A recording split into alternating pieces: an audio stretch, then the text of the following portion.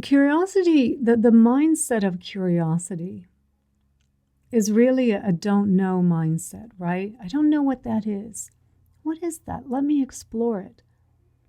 So when we have that curious mindset and we're looking at something or we're hearing something or feeling something or we're trying to understand something, we're not bringing any preconceived notions to it, which is so much of our challenge with so much, because we bring our expectations, our past experiences, what we think we're going to see. We rarely see the world or hear or touch or taste or smell. We're always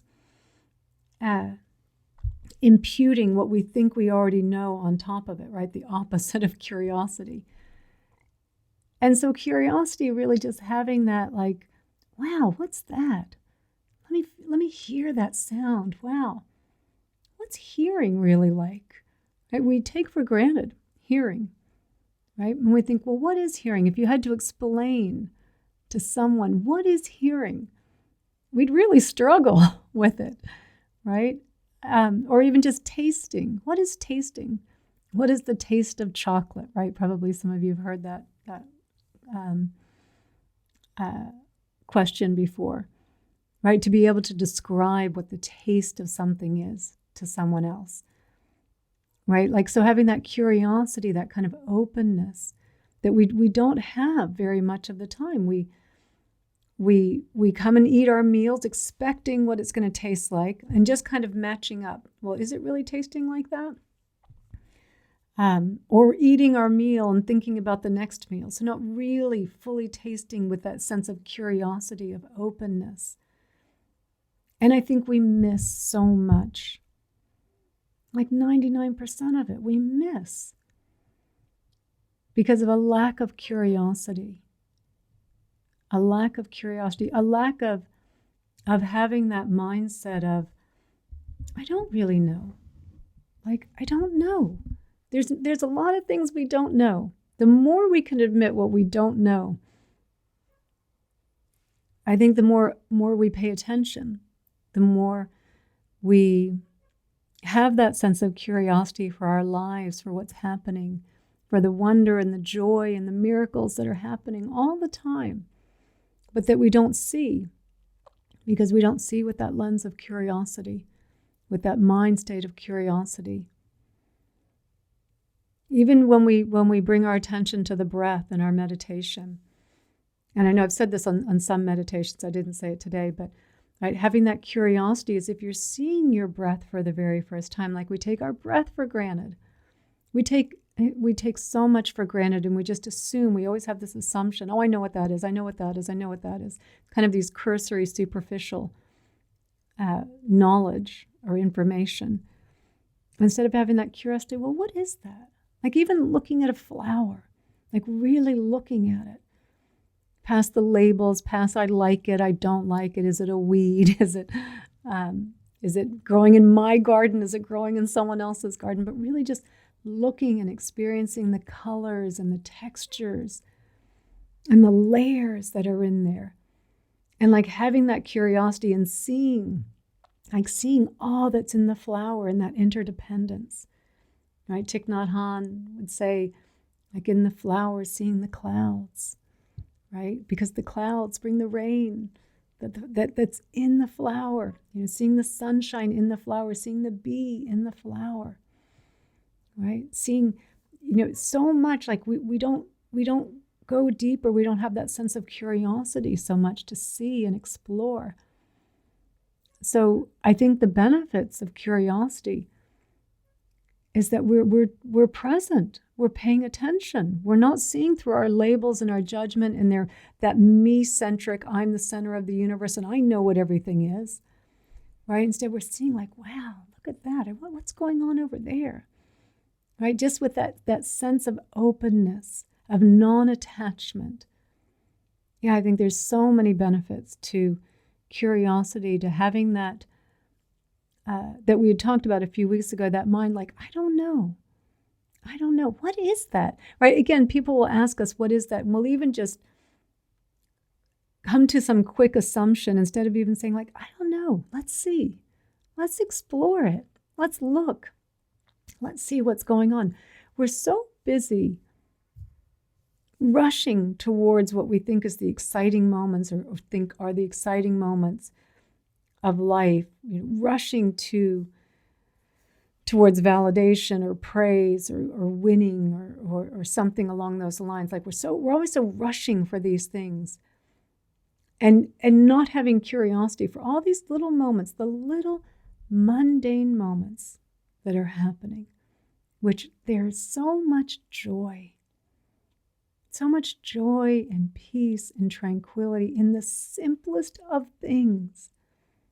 When we have that open mind state, that curious mind state, that kind of, I don't know, let's see, I'm moving along here, I'm doing this. Maybe you're just dusting the house, dusting the bookshelves, right? And just kind of, oh, look at the dust kind of fluttering up, and wow, look at the little patterns, like just seeing there. We take so much for granted. We assume we know so much. There's so much we do not know. And I even think with, we've been able to explain so much of the world scientifically, right? There's a lot that science can explain, but there's also a lot that science cannot explain. And there's some mystery and curiosity in that, right? As opposed to saying, well, just science hasn't figured it out yet, right? Yes, of course, science is going to figure out more things as well, too. But let's not inoculate ourselves from the mystery of whatever this life force is that's moving through us, that's connecting us. That when someone, says just a, Happy New Year, Meredith, and everyone from Char, it's like, what is it that touches when we see, we connect with someone that we know on our sangha here, and there's kind of this something that touches us here, this sense of connection, and having curiosity about it. Because I think it brings us closer to that sense of awe and wonder,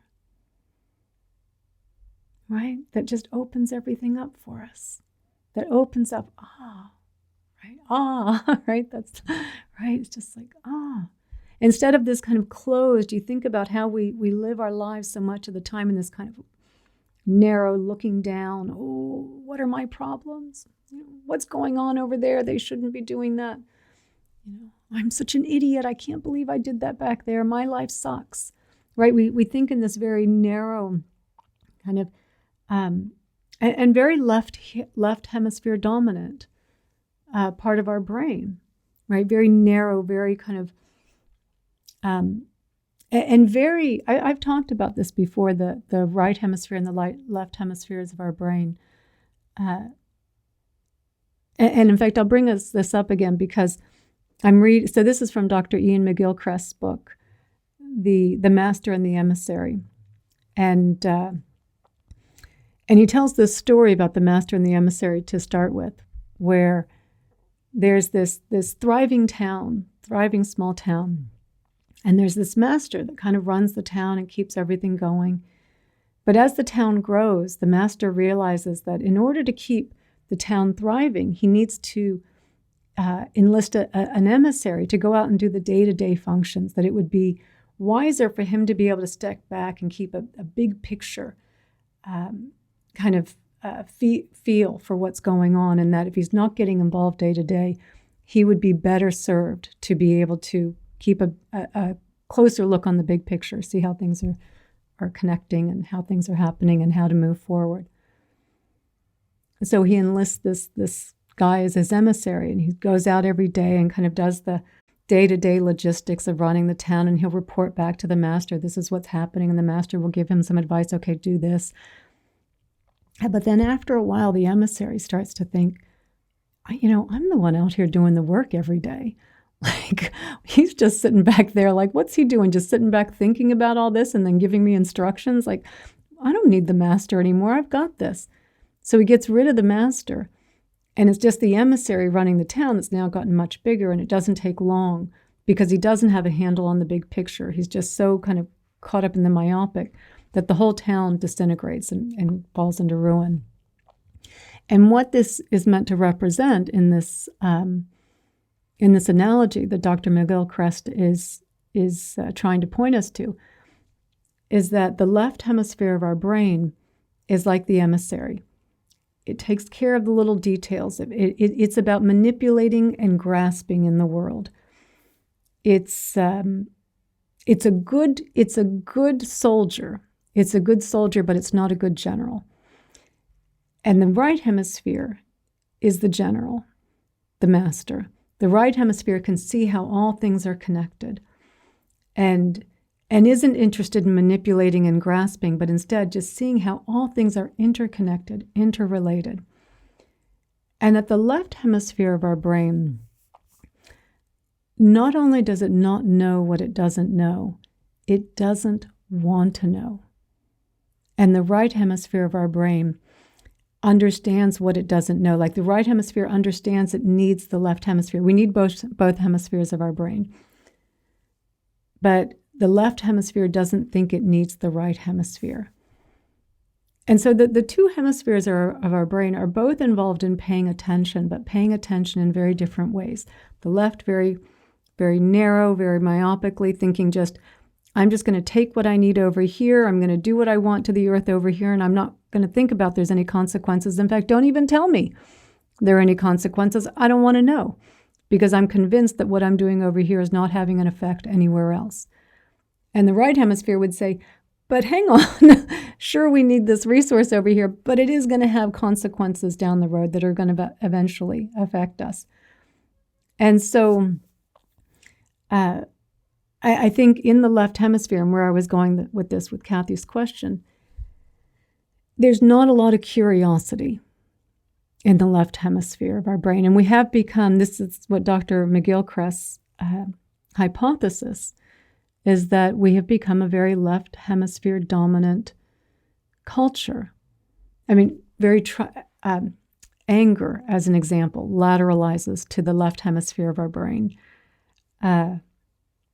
Being very tribal lateralizes to the left hemisphere of our brain. Very me versus you.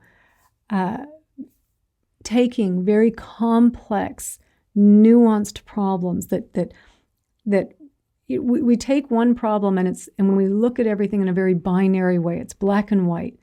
And instead of having that curiosity to look and go, well, there's a little nuance here, and there's some nuance over here, and yes, something's right over here, and something's not so right over here, all within this one problem. Like that we don't have this ability to look at problems anymore in this more complex way, right? It's just, oh, you don't believe in that? Well, you're a right-wing conservative, and you must be an idiot. Or you don't believe in that? Well, then you're a liberal, what do they call liberal, and you're just uninformed or something, right? Like we're very quick to cut people off based on their views because we have this very binary view. We want to put everything in a little box.